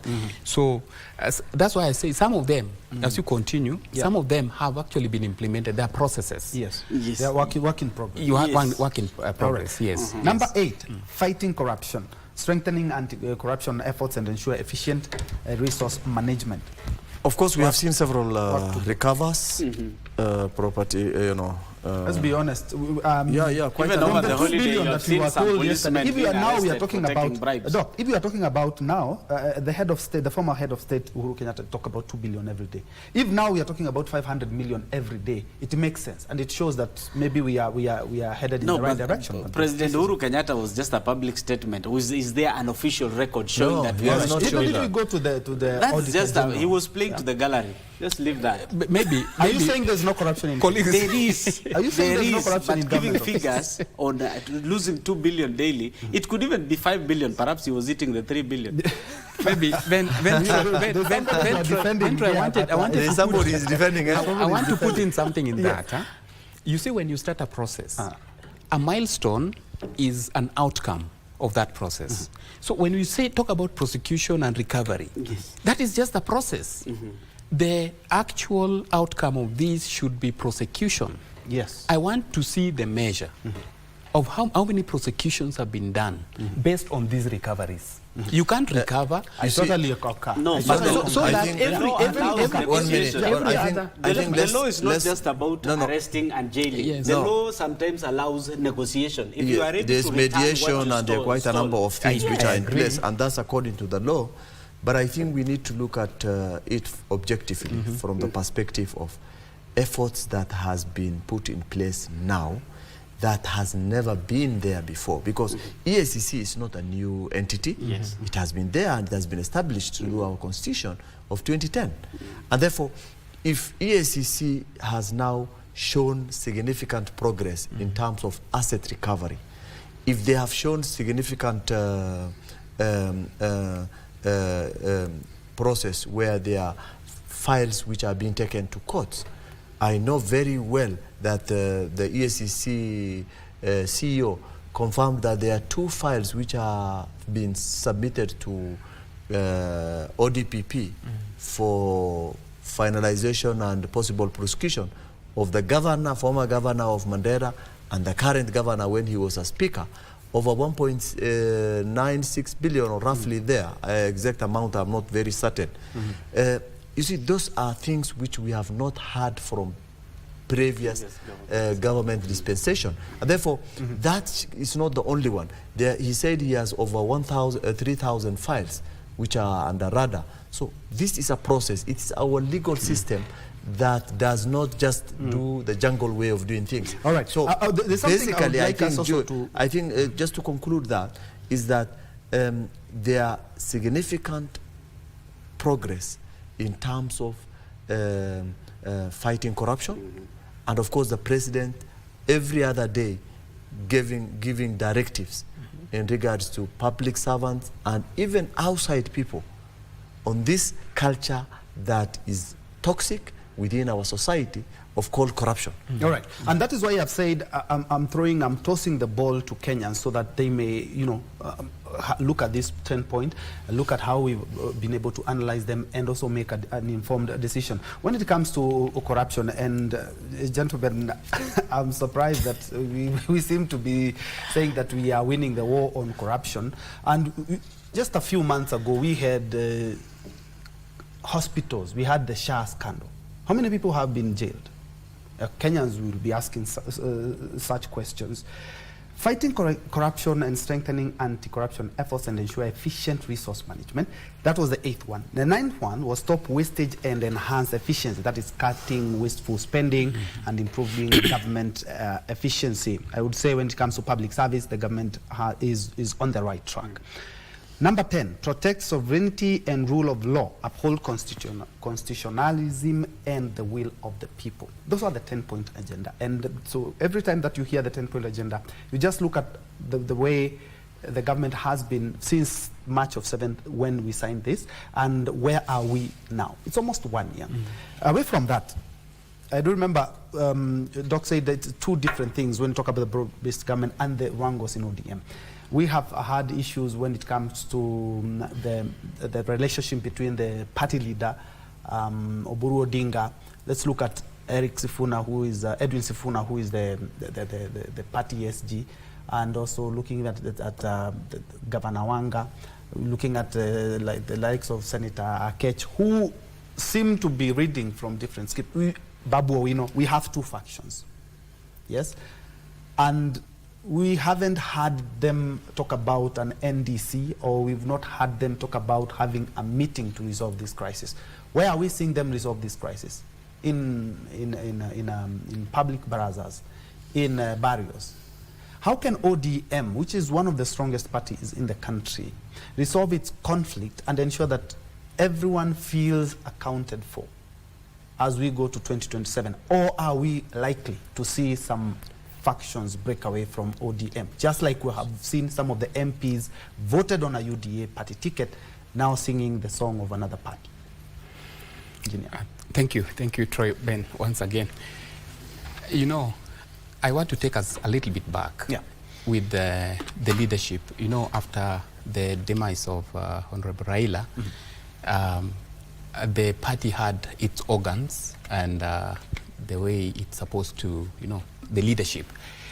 And again, further back to the AU, when actually Raila went to the AU for that election, you realize that he actually handed over the ODM, the instrument of power. Yes, to Honorable Professor Anyang' Nyong'o, who was the deputy party leader. So at his exit, you realize that expectation, because that is what Kenyans will see, is that we have the 4 deputy party leaders expected to become the party leader as at the interim. And when Dr. Oburu was elected to be nominated to be there, then it brought back that trust into the party, and you'll see a lot. That's why these wrangles are there, that processes probably might have not been followed. Kenyans can actually be able to make judgment out of that. But as a leader in the interim, the best thing to do is to call people on the table. I think I mentioned this. The leadership, those who are there, the governance structure that you have, sit down and, you know, establish frameworks in which to fill in that particular position. If it's by a nomination of an outside person who was not in the line, you do that. Then it becomes a party position.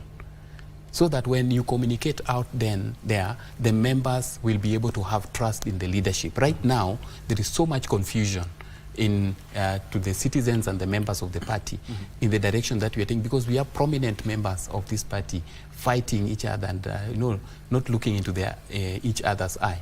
And I believe that requires a bit of leadership and some maturity in terms of how to handle the issues of transition.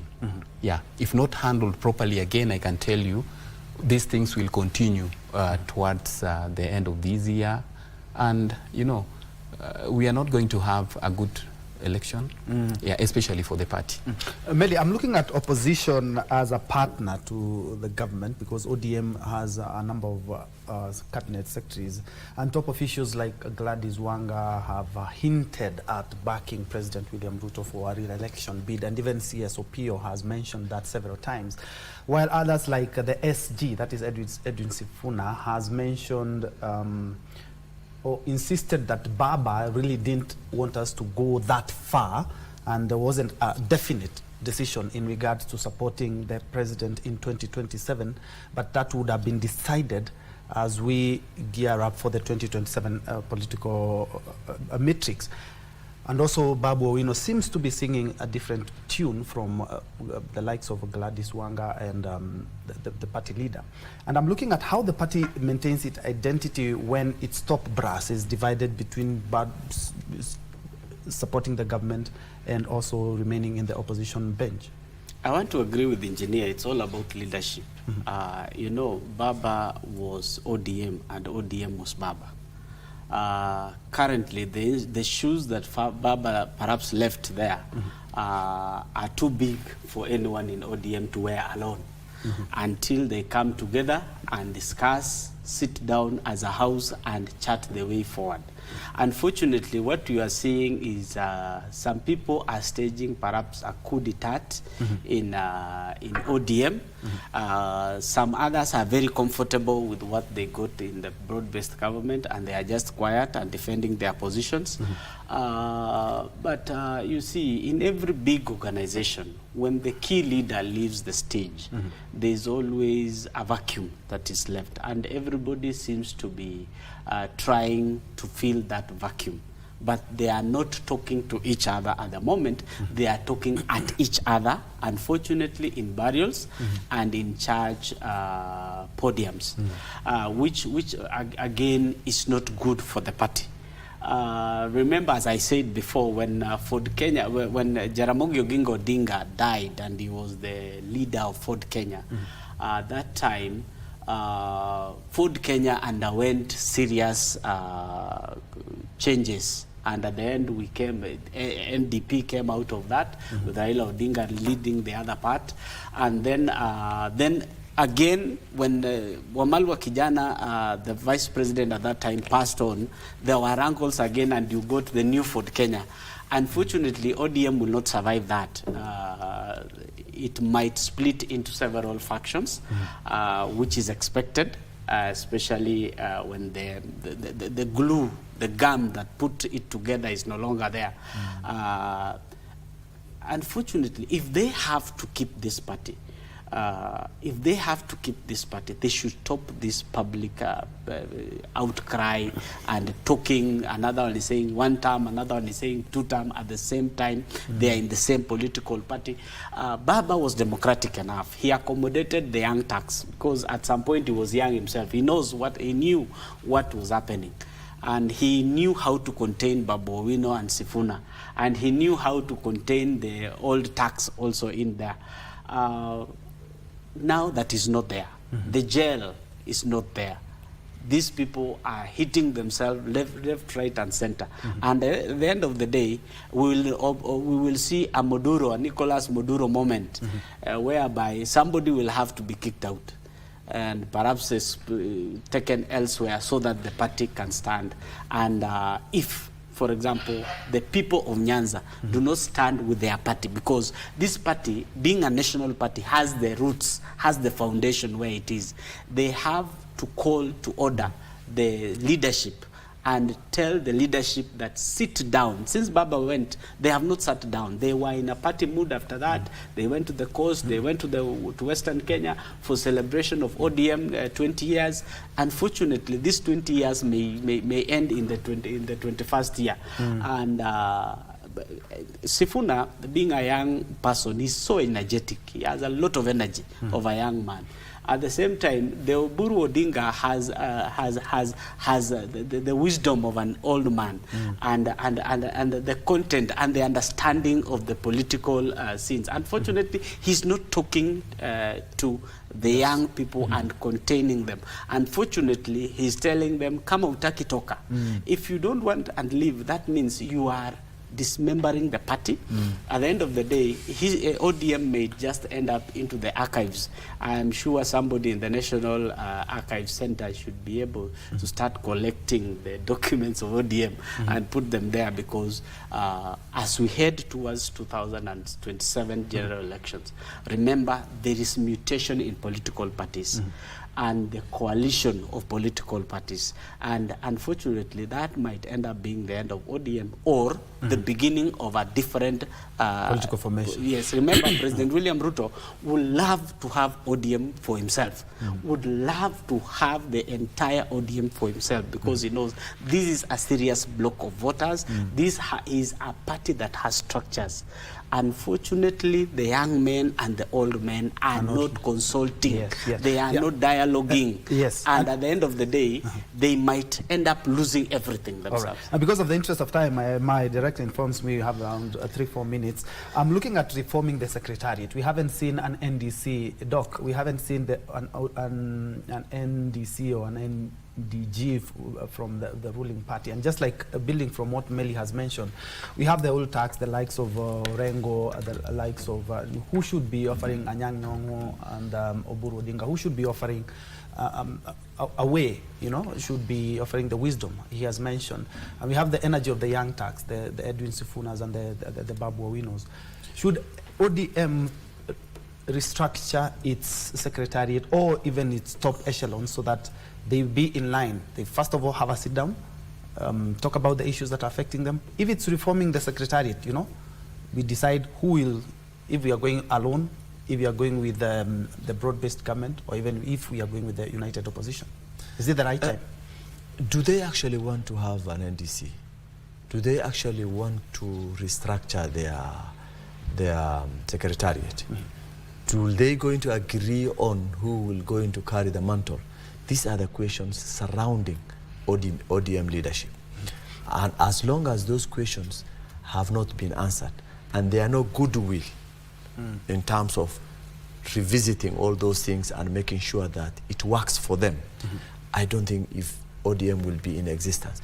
And I tend to think with time, like any other party that we knew before, like Jubilee collapsed very fast. Kanu collapsed very fast. So ODM is not exceptional.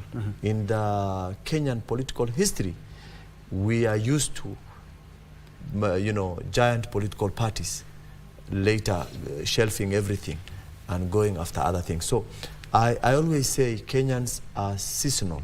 So when they see this season, this political party is the one which works well for them, then they move away from the giant they were running.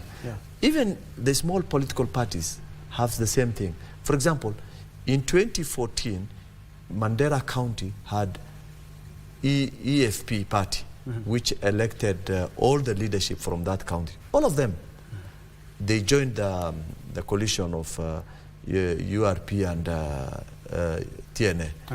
2027, that was not there. That party disappeared. We didn't see it. Jubilee took over. Now, 2022, another party was formed called UDM. Today, as we speak, UDM gave out their seat for Banisa to UDA, meaning UDM do not exist actually anymore. And I don't think if they will get anywhere in 2027. Meaning then ODM is going through the same transformation, and most likely we may not hear ODM in any of the bigger platforms, but maybe remittance of ODM positions within Nyanza. All right, thank you. We have run out of time, but Mamba, I'll give you just 10 seconds for your closing statement. All right, thank you very much, Ben, for this. I want to say this, that as a farmer, you need to always be planting in every season. If you skip a season, then chances are you may not have food for the next to cover you for the next season. And I believe this is where now we are. The political party is like being a farmer.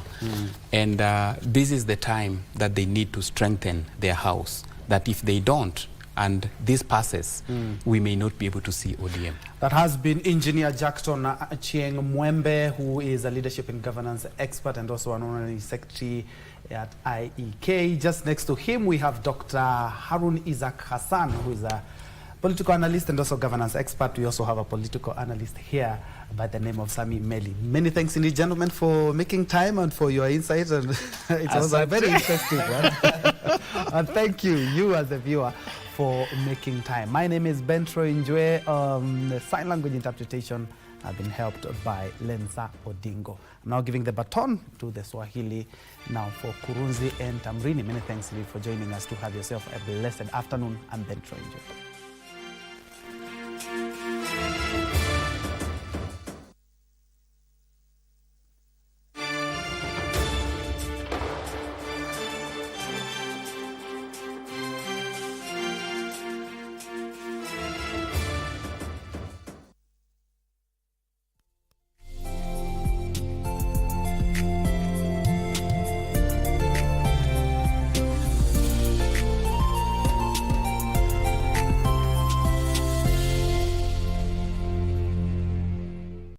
Systems detect complex diseases as accurately as human doctors can, sending messages without Wi-Fi or mobile signal. It's already possible, and it could be a game changer for emergencies. In times of conflict, social media is flooded with AI-generated videos. We'll show you how to tell what's real and what's not. And WhatsApp is introducing ads.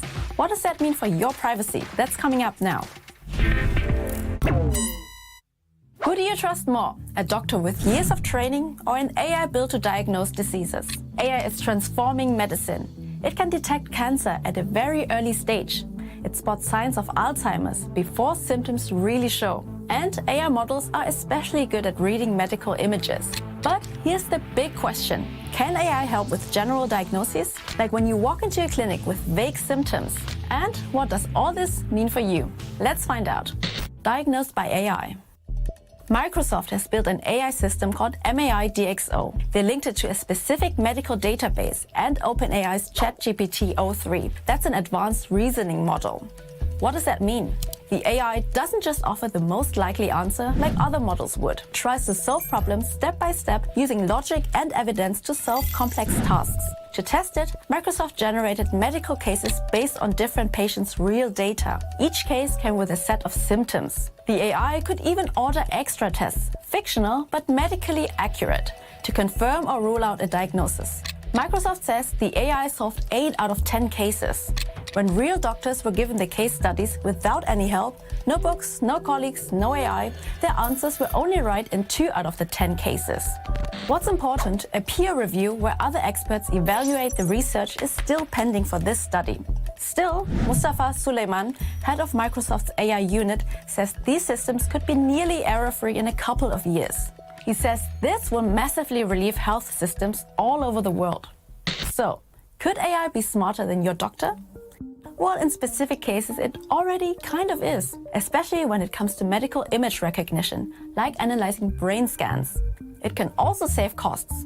According to Microsoft, MAI-DxO was better than doctors at picking the right tests for diagnosis. Fewer unnecessary ones means more efficient care. But, and this is important, the company says there's no way AI could replace doctors. Why? Because medicine is not just about data. Still, many experts believe AI will reshape healthcare. It could personalize treatments and speed up drug development. It could even help you manage your care routine, monitor drug intake, and check vitals, for example. So, we can all probably benefit from medical AI in the near future. Turning to ChatGPT for medical advice?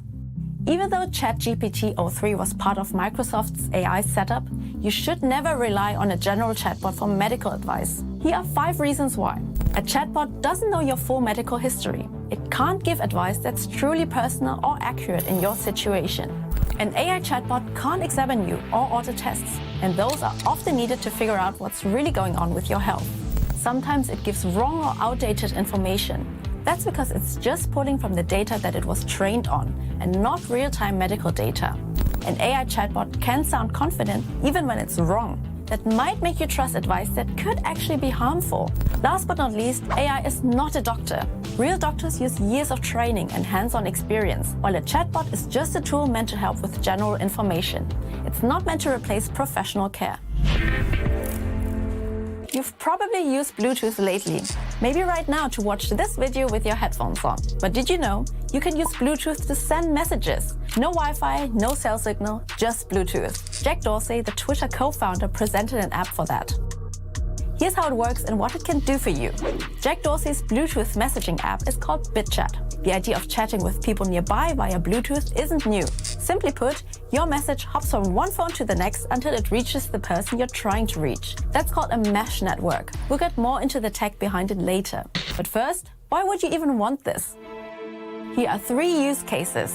Staying connected in rural areas. In places without cell towers or internet, Bluetooth could be an option. Using Bluetooth messaging apps, people could set up their own communication networks. No extra infrastructure needed. The more people join in, the bigger the network, and messages can travel farther. Bluetooth messengers work without accounts, email addresses, or phone numbers. So they could be an alternative for users that don't want to hand their data to big companies like Meta. Communication during natural disasters. When disaster hits, like an earthquake or a hurricane, cell towers are often down. Mesh networks can help people stay in touch. They are quick to set up, so first responders and locals can coordinate fast. When an earthquake hit Mexico City in 2017, people used the app Bridgeify to stay connected. Secure messaging during protests. In 2019, during the Hong Kong protests, people used Bluetooth messaging to organize. Messages never go through servers. They're stored on your phone, encrypted, and passed along device by device. You should know that Bluetooth communication has its limits. It only works if enough people nearby have the app, and it's not made for sending big files or media. So, how exactly does the tech work?